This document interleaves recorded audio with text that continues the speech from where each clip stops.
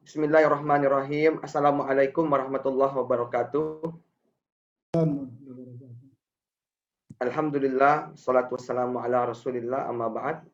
Rabbi syrah li sadri wa yassir li amri wahlul 'uqdatam min lisani yafqahu qawli.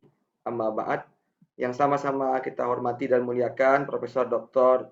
Muhammad Amin, Ketua Umum MPH HISI, MPN HISI.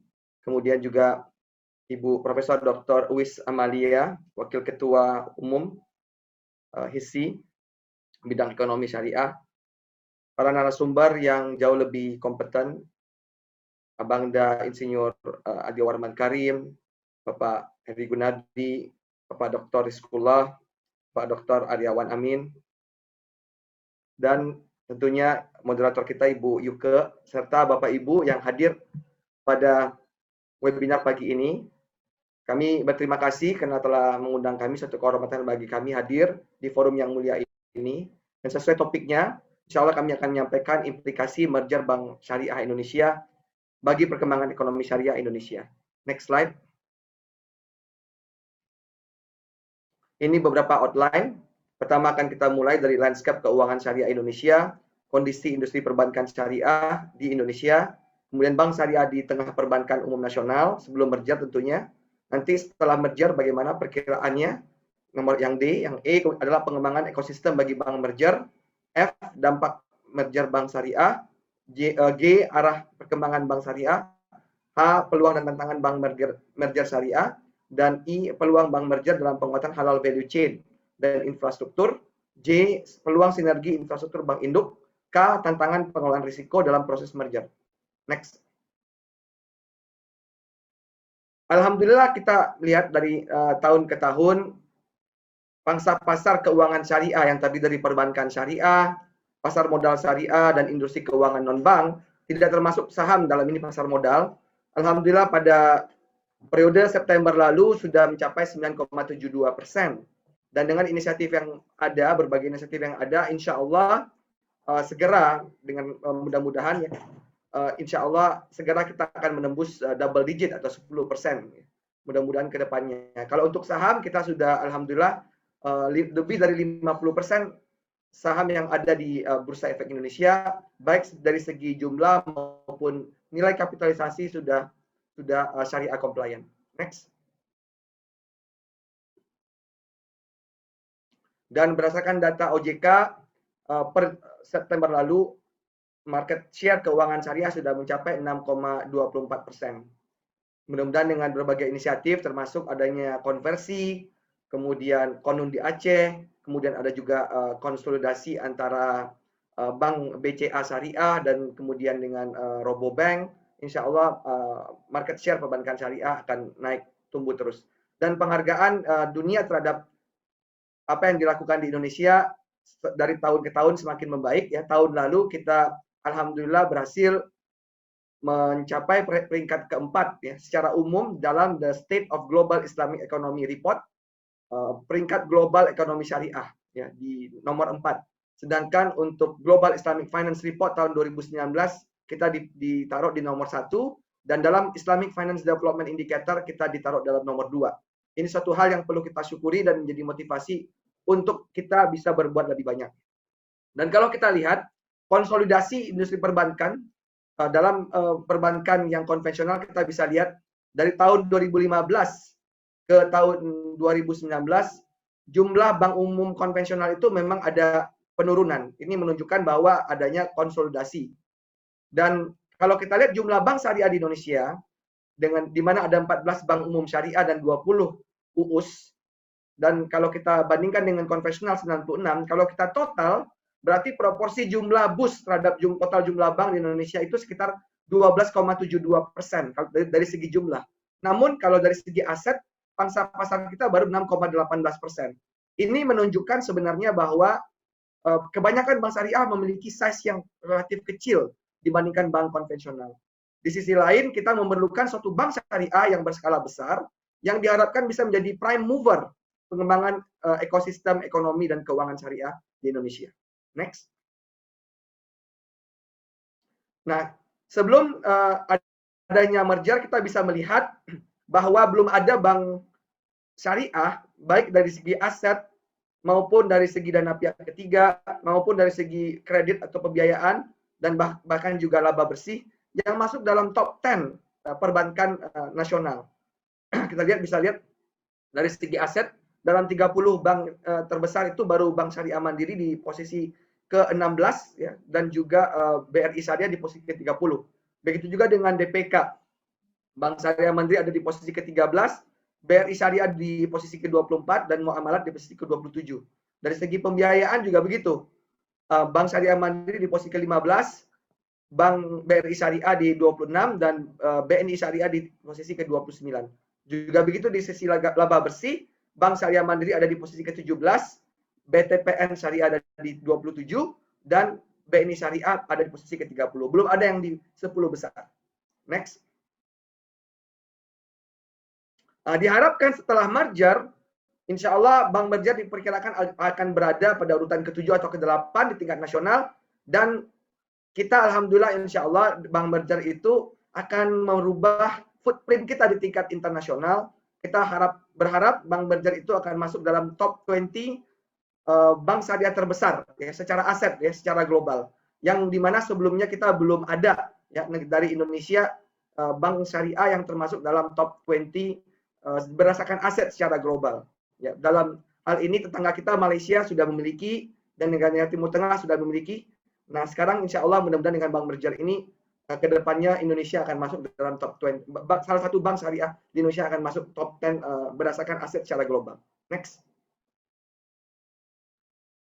Dan tentu juga kita berharap dengan merger tersebut, yang merger bank syariah yang dinamakan Bank Syariah Indonesia tersebut, insya Allah kedepannya kita bisa dorong menjadi bank buku 4, dan tentunya bank buku 4 biasanya memiliki ekosistem keuangan yang saling mendukung dan melengkapi, khususnya dalam pemenuhan kebutuhan nasabah korporasi atau institusi, di mana ada investment banking activities, kemudian juga ada multi finance, kemudian juga ada insurance, kemudian juga ada venture capital, kemudian ada digital banking, kemudian juga ada remittance.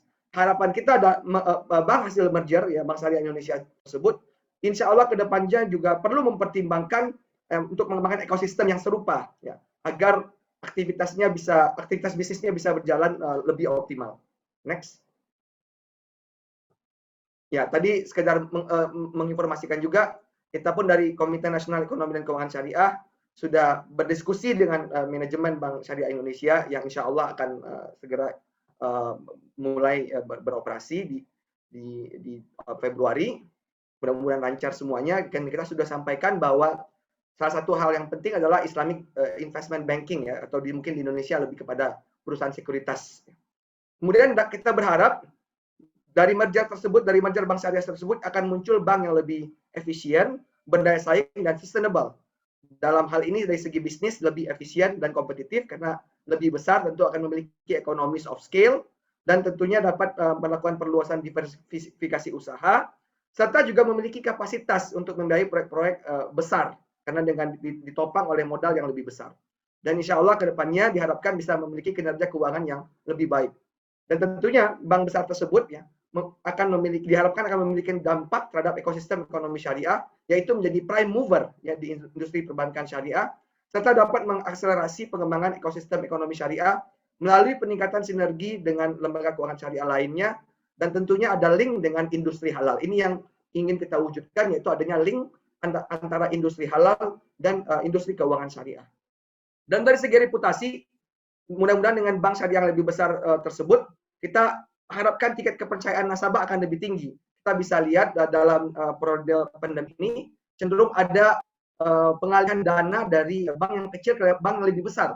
Nah, tentunya ini menunjukkan bahwa ketika ada hal seperti ini, tingkat kepercayaan nasabah biasanya lebih tinggi ke bank yang lebih besar secara skala. Dan diharapkan juga secara reputasi diperhitungkan tidak hanya dalam pasar nasional, tapi juga dalam pasar global.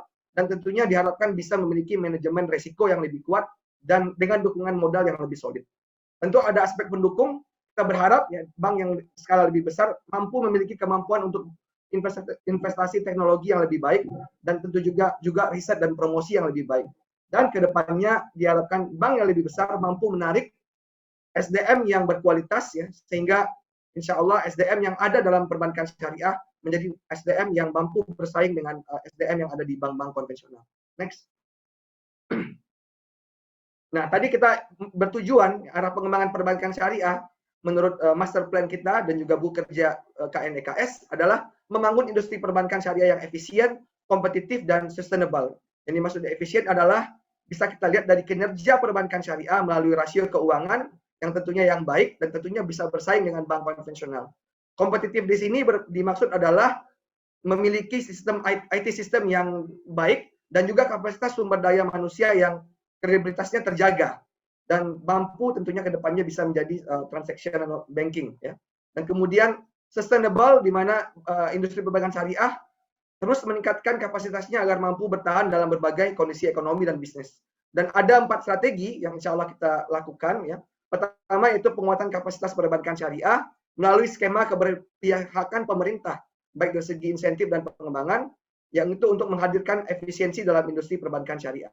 Yang kedua adalah penambahan modal perbankan syariah, memperbesar skala bisnis melalui peningkatan permodalan, dan tentu juga yang ketiga adalah investasi IT dan SDM dengan mengalokasikan investasi secara lebih masif pada IT system dan juga SDM sehingga infrastruktur transaction banking terpenuhi. Dan terakhir adalah kita berharap bank syariah siap mengelola proyek dan dana besar. Tentunya kita berharap perbankan syariah sudah sustainable dan mencapai economy of scale. Next. Dan dalam merger ini tentu ada peluang dan tantangan. Di antara peluang dari merger adalah tentunya bisa meningkatkan efisiensi dan konsolidasi agar lebih kompetitif. Kedua adalah meningkatkan permodalan sehingga dapat mengakses transaksi dan pembiayaan yang lebih besar. Ketiga adalah membuka peluang bank syariah untuk menjadi bank operasional 1, BO1, dan mengoptimalkan peran sebagai bank penyalur gaji. Keempat adalah membuka peluang bank syariah untuk ikut serta dalam pembiayaan proyek-proyek pembangunan nasional melalui sinergi dengan BUMN lainnya. Kelima adalah mendorong hadirnya bank syariah yang berskala besar yang dapat bersaing tidak hanya di tingkat nasional juga global. Dan juga mampu memenuhi, keenam yaitu memenuhi kebutuhan pembiayaan, transactional banking, dan trade finance bagi pelaku usaha, khususnya industri halal, sehingga menjadi akselerasi dalam pengembangan ekosistem ekonomi syariah. Dan terakhir, peluangnya itu dengan bank yang lebih besar tentunya diharapkan literasi dan inklusi keuangan syariah juga dapat terdorong. Namun ada beberapa tantangan yang harus diatasi agar merger ini bisa sukses. Ya, ini penting sekali. Ya. Kalau tidak akan menjadi obstacle ya untuk kesuksesan proses merger. Yang pertama adalah kita perlu diperhatikan adalah perlu adanya proses adaptasi nilai dan budaya untuk bank hasil merger. 3 bank digabung, tentunya mereka memiliki nilai dan budaya yang berbeda dulunya. Kemudian harmonisasi governance, tata kelola yang sudah ada di masing-masing bank untuk dikombinasikan menjadi lebih baik. Dan kemudian adalah pemetaan produk dan layanan yang existing, proses migrasi nasabah dari bank asal ke bank hasil merger.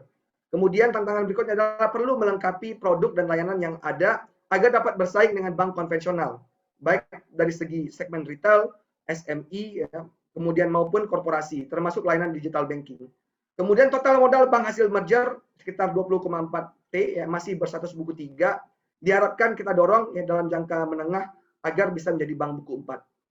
Kemudian perlu pengembangan ekosistem bagi bank merger, ya. Dan tadi sudah kita diskusikan ya berbagai hal ya seperti investment banking, venture capital, ya, insurance, remittance dan lain-lainnya. Next. Dan tadi kita ingin dorong juga agarnya dengan adanya merger tersebut mampu memperkuat halal value chain dan juga pembangunan infrastruktur. Saat ini yang ada, kenapa market share kita masih kecil, itu menunjukkan bahwa industri halal dan keuangan syariah itu belum terlink dengan baik. Banyak pelaku industri halal secara produk mereka sudah memproduksi produk yang halal certified, namun ketika pembiayaan mereka belum menggunakan pembiayaan syariah. Nah, untuk itu di sini adalah mudah-mudahan dengan adanya bank merger yang besar ini, ya, kepercayaan industri halal lebih besar karena halal value chain menjadi peluang besar ya, dengan potensi industri halal global yang berkisar sekitar 2,2 triliun US dollar pada tahun 2018 dan terdapat 10 besar produk makanan halal dengan total nilai potensi ekspor sekitar 229 juta US dollar. Dari nilai potensi ekspor 10 produk makanan halal tersebut, market share Indonesia diestimasikan baru sekitar 39%. Masih terbuka peluang ya pasar ekspor sebesar 61% atau senilai 139 juta. Di samping itu juga adanya target investasi infrastruktur 2020-2024 yang mencapai sekitar 6.445 triliun rupiah, dan tentunya ini menjadi peluang bagi Bank Syariah Indonesia untuk pembiayaan infrastruktur tersebut. Dan selain infrastruktur yang bisa juga dikembangkan di dalam infrastruktur tersebut adalah pembiayaan untuk pembangunan kawasan industri halal. Saat ini kita sudah punya 2 kawasan industri halal, dan dalam pipeline ada sekitar 6 yang sudah ingin menyatakan keinginan untuk membangun kawasan industri lain. Di sini peranan perbankan syariah bisa lebih dioptimalkan, juga dalam mendorong ekspor, yaitu dalam layanan trade finance dan international banking, dan hal-hal lainnya yang terkait dengan infrastruktur berupa logistik, ya, transportasi, dan sarana penunjang ekspor lainnya. Next. Nah, inilah nanti insya Allah harapannya setelah, selain itu juga ada peluang sinergi infrastruktur bank induk, ya, di mana kita mengetahui bahwa pemilik saham setelah merger di mayoritas adalah mandiri, dan berdasarkan POJK nomor 28 tahun 2019, BUS dapat melakukan sinergi perbankan dengan bank umum konvensional atau BUK yang menjadi pemegang saham pengendali atau mayoritas, ya, BUS, ya, melalui perjanjian kerjasama. Harapannya nanti dengan adanya sinergi perbankan tersebut, perkembangan perbankan syariah akan lebih cepat, kemudian perluasan akses layanan, dan juga peningkatan efisiensi, serta peningkatan daya saing, dan juga peningkatan kinerja dan kualitas layanan. Ketentuannya ada di sini, ya, kita lihat ya dari segi syarat utama. Bank umum konvensional ada hubungan kepemilikan dengan BUS, tentunya sudah ada. Ruang lingkup yang sinergi terkecuali permodalan dan manajemen. Resiko, BUS bertanggung jawab penuh atas risiko sinergi. Dan dalam sinergi kegiatan usaha bank umum syariah dapat berdasarkan buku bank umum konvensional. Dalam hal ini tentunya pemiliknya sudah buku 4, ya, walaupun BUS masih buku 3, ya, Bank Syariah Indonesia, tapi karena ada sinergi perbankan dimungkinkan untuk melakukan usaha yang ada bank buku 4. Bank induknya, yang merupakan pemegang saham pengendali. Dan tentunya ini melalui perjanjian kerjasama yang tertulis. Next. Nah, namun dari segi merger ada setidaknya 2 risiko utama yang perlu diselesaikan, ya, tantangan pengelolaan risiko dalam merger. Yang pertama adalah terkait dengan operational risk, ya. Operational risk ini terdiri dari SDM, ya, bagaimana menyatukan 3 budaya serta standar gaji. Kemudian juga terkait dengan teknologi informasi, ya, penyatuan sistem teknologi informasi yang berbeda dari ketiga bank hasil merger. Kemudian sistem pengendalian internal, ya, penyatuan sistem pengendalian internal yang berbeda dari ketiga bank, dan juga dari segi risiko strategis, ya, strategic risk, ya, rencana strategis terkait tujuan, visi, dan tenggat waktu merger. Ini menjadi risiko utama, dan tentunya perlu ada mitigasi, ya. Yang pertama, pembentukan satu budaya korporasi yang mengakomodir semua pihak, dan kemudian penetapan standar remunerasi sebagai bagian dari Human Resource Strategic Plan.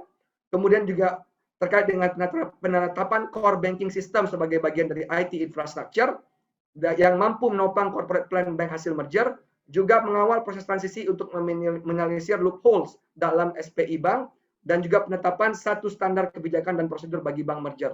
Dan terkait dengan risiko strategis, menyusun rencana strategis dan roadmap pelaksanaannya, dan tentunya ini sudah terjadi untuk tim transformasi untuk mengawal proses pelaksanaan strategi.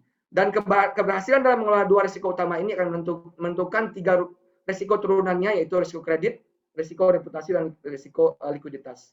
Dan dalam mengelola risiko reputasi yang terkait dengan penilaian publik, diperlukan juga komunikasi publik yang baik, ya, agar tidak ada kesalahpahaman terkait dengan merger ini. Dan tentunya ini akan keberhasilan manajemen dalam memultiplikasi 2 risiko utama tersebut akan menentukan keberhasilan dari merger.